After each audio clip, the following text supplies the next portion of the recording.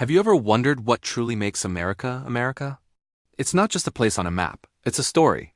A grand, sweeping narrative filled with incredible faith, unbelievable courage, and a hope that just won't quit. Think about it. Go all the way back to the Mayflower, tossed on a stormy sea. Those first steps on a new continent weren't about finding comfort. They were driven by deep conviction.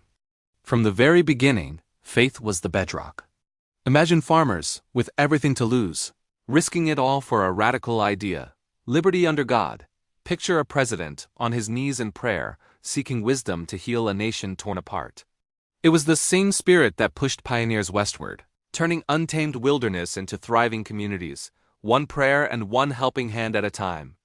Our soldiers carried that faith onto the front lines, finding courage in something greater than themselves. This thread of faith is woven through every chapter of our history.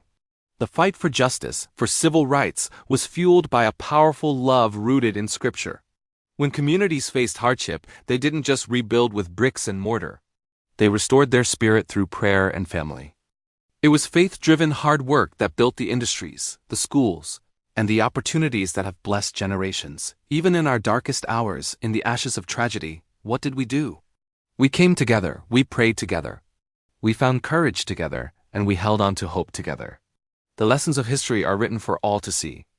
When America remembers God, she finds her strength, she rises to the occasion, and when she forgets, she stumbles. This isn't just about the past, it's about our present and our future. The phrase, "one nation under God," isn't just a line in our pledge.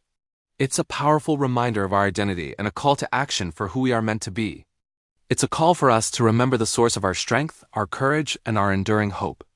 The story of America is still being written. May we live it, one nation under God. Get this book in Kindle and paperback. Available now on Amazon. Follow the link on the description.